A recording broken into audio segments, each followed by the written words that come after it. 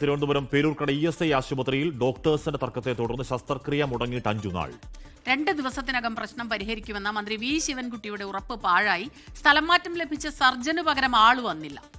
വിനേഷ് കുമാർ വാർത്തകൾ വരുന്നു. വിനേഷ്, നമ്മളാദ്യം വാർത്ത കൊടുത്തു, മന്ത്രി ശിവൻകുട്ടി ഇടപെട്ട് അന്ന് പ്രശ്നപരിഹാരം ഉണ്ടായി എന്നൊരു തോന്നലുണ്ടായി. അന്ന് ശസ്ത്രക്രിയയ്ക്ക് ഓപ്പറേഷൻ തിയേറ്ററിലേക്ക് ആൾ കയറി, അപ്പോഴത്തേക്ക് അനസ്തേഷ്യക്കാരൻ ഇട്ടിട്ട് പോയി. അപ്പോഴാണല്ലോ സ്ഥലമാറ്റമൊക്കെ ഉണ്ടാവുന്നത്. അവിടെ എന്താണ് ഒരു പരിഹാരത്തിന് പ്രശ്നം വിനേഷ്?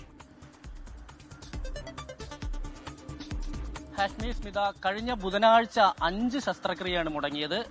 അതിൽ കാരണം ഇത് തന്നെയാണ്. അത് ഡോക്ടർമാർ തമ്മിലുള്ള തർക്കം തന്നെയാണ്.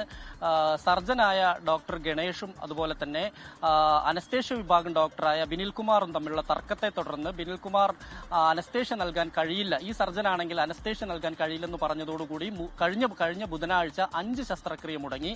വ്യാഴാഴ്ച 1 ശസ്ത്രക്രിയയും മുടങ്ങി. ഇതേ തുടർന്നാണ് വ്യാഴാഴ്ച 2 പേരെയും സ്ഥലം മാറ്റിയത്. ഒരാളെ കണ്ണൂരിലേക്കും മറ്റൊരാളെ കോട്ടയത്തേക്കുമാണ് സ്ഥലം മാറ്റിയത്. കോട്ടയത്തേക്ക് സ്ഥലം മാറ്റിയ ഡോക്ടർ ഗണേഷിന് പകരം മറ്റൊരു ഡോക്ടറെ ആയിരുന്നു വരേണ്ടത്. ആ ഡോക്ടർ ഇതുവരെയും എത്തിയില്ല എന്നുള്ളതാണ് എടുത്തു പറയേണ്ട കാര്യം. അതാണ് ഇപ്പോൾ ശസ്ത്രക്രിയകൾ മുടങ്ങാൻ കാരണമായിരിക്കുന്നത്. കാരണം ശിവൻകുട്ടി പറഞ്ഞിരിക്കുന്നത് 2 ദിവസത്തിനകം പ്രശ്നം പരിഹരിക്കുമെന്ന് അദ്ദേഹം ഉറപ്പ് നൽകിയതാണ്. എന്നാൽ ഇതുവരെയും എത്തിയില്ല. ഇന്നലെ ഡോക്ടർ എത്തും എന്നുള്ളൊരു വിവരം ലഭിച്ചിരുന്നു. നമുക്ക് ഇന്നലെ ശിവൻകുട്ടിയുമായി ബന്ധപ്പെട്ടപ്പോൾ ഇന്നലെ ഡോക്ടർ എത്തും എന്ന് പറഞ്ഞിരുന്നു. പക്ഷേ ഇന്നലെയും ഡോക്ടർ എത്തിയിട്ടില്ല.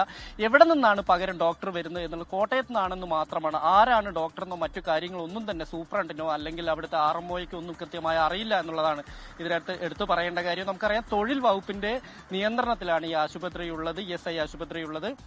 പേരൂർക്കടയിലെ ഏറ്റവും സാധാരണക്കാരായ കശുവണ്ടി തൊഴിലാളികൾ ഉൾപ്പെടെയുള്ള ആളുകൾ ആശ്രയിക്കുന്ന ആശുപത്രിയിലാണ് ഇപ്പോൾ ഈ ഒരു അവസ്ഥ വന്നിരിക്കുന്നത്. അതും അത്രത്തോളം മറ്റ് ആശുപത്രികളിലേക്ക് പോകാൻ ശേഷിയില്ലാത്ത ആളുകളാണ് കൂടുതലുള്ളത്.